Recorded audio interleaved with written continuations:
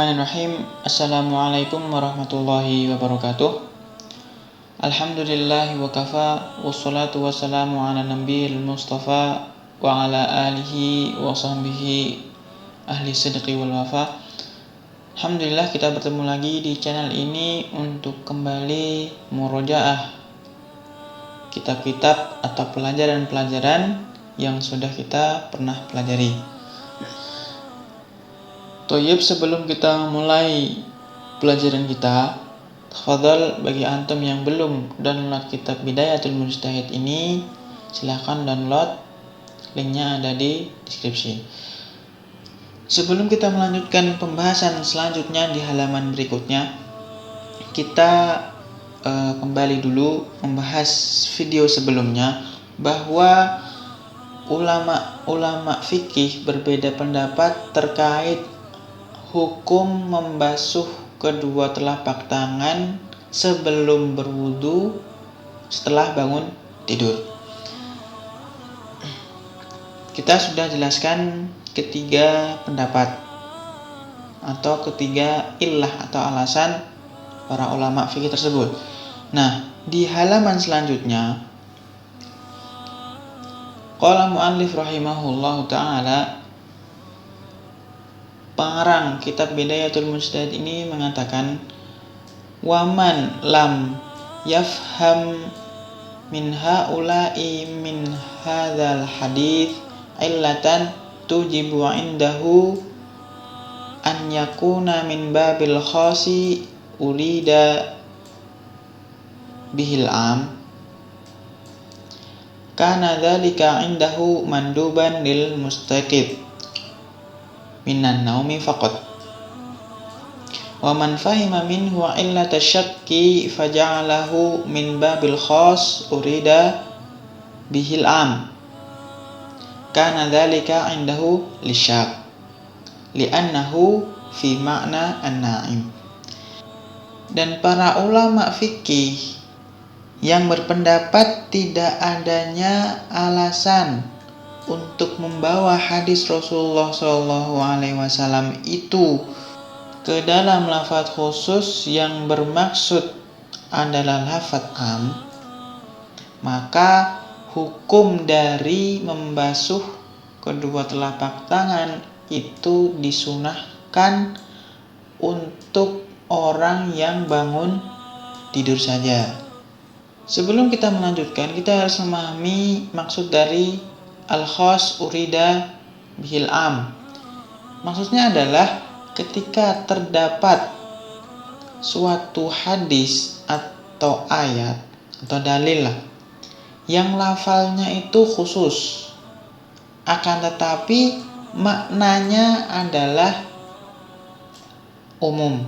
Misalnya ketika Allah Subhanahu wa ta'ala memerintahkan kepada Nabi Muhammad SAW, fasholli li rabbika wanhar, maka sholatlah wahai Muhammad, ya kan?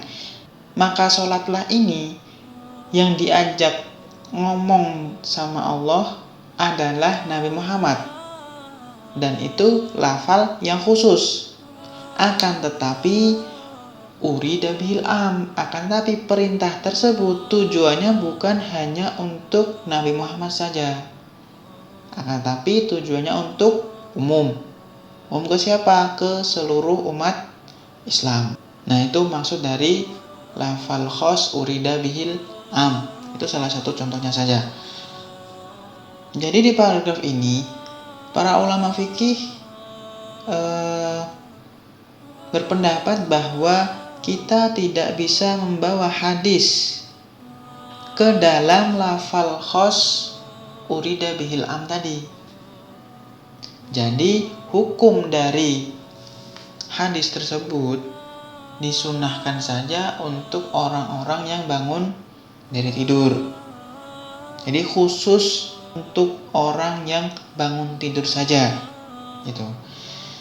Kemudian selanjutnya, dan orang-orang atau para ulama yang memahami bahwa keraguan adalah alasan seseorang tersebut untuk mencuci tangan sebelum berwudu, mereka mereka membawa hadis itu ke dalam bab khos urida bihil am. Maka dari itu mereka menjadikan syak atau orang-orang yang ragu akan kebersihan tangannya itu sebagai alasan untuknya untuk membasuh kedua telapak tangan. Kenapa? Li'annahu fi ma'nan na'im, karena orang yang ragu itu seperti orang yang tidur. Baik, kita lanjutkan. Wadh-dhahiru fi hadzal hadithi annahu lam yuqsadu bihi hukmal yadi fil wudu'i. Jika kita lihat secara zahir dalam hadis tadi, yang terdapat dalam hadis itu bukanlah tentang hukum membasuh kedua telapak tangan ketika berwudu. Wa innama qasada bihi hukmal ma'il ladzi yatawaddau bihi. Akan tetapi maksud dari hadis tersebut adalah hukum air yang akan dipakai untuk berwudu. Maksudnya gimana?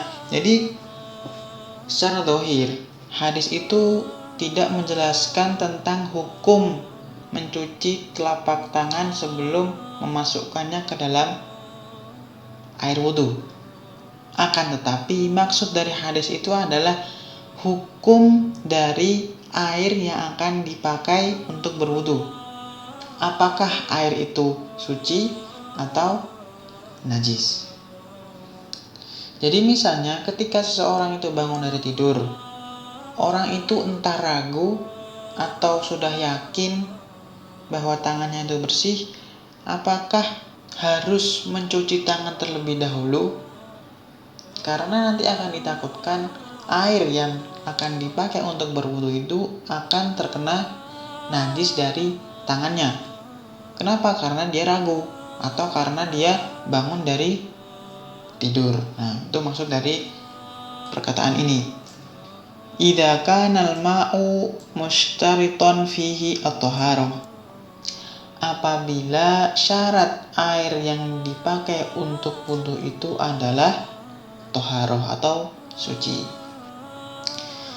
Wa amma man naqala min ghuslihi sallallahu alaihi wasallam yadaihi qabla idkhalihima fil ina'i fi aktsari ahyanihi fayahtamilu an yakuna min hukmil yadi ala ayyakuna ghusluha fil ibtida'i min af'alil wudu'i wa yahtamilu an yakuna min hukmil ma'i a'ni an la yatanajjas aw yaqa'a fihi syakkun in qulna inna syakka mu'athir.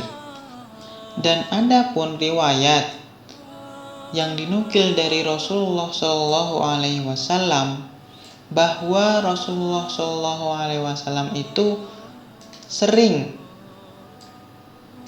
mencuci kedua telapak tangannya terlebih dahulu sebelum memasukkannya ke dalam bejana, mungkin saja bisa saja dipahami bahwasanya membasuh kedua telapak tangan di awal wudu merupakan tata cara dalam berwudu, atau bisa juga yang dimaksud adalah membahas tentang hukum air. Maksudnya agar air itu tidak terkena najis atau terdapat sebuah keraguan ketika kita katakan bahwa sebuah keraguan tersebut dapat berpengaruh terhadap suatu hukum. Inilah beberapa pendapat dari para ulama-ulama fikih tentang hukum dari membasuh kedua telapak tangan sebelum memasukkannya ke dalam bejana untuk berwudu.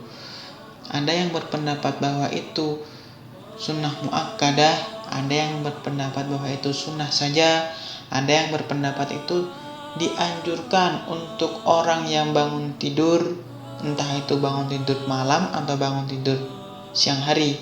Ada juga yang berpendapat bahwa dianjurkan untuk orang yang bangun tidur malam hari. Kemudian ada yang berpendapat juga apakah hadis yang disampaikan oleh Rasulullah SAW tadi di situ memang khusus untuk orang yang bangun tidur atau umum, atau dapat dimasukkan juga sebab-sebab lain seperti keraguan. Jadi dia harus mencuci tangan terlebih dahulu sebelum memasukkannya ke dalam bejana. Toyib, mungkin ini saja yang dapat kita pelajari pada video ini. Memang sedikit membingungkan. Jadi kesimpulannya adalah hukum mencuci tangan sebelum memasukkan ke dalam bejana untuk berwudu adalah sunnah. Barakallahu fikum, subhanakallahumma wa bihamdika asyhadu an la ilaha illa anta astaghfiruka wa atubu ilaik. Wassallallahu ala nabiyina Muhammad. Wassalamualaikum warahmatullahi wabarakatuh.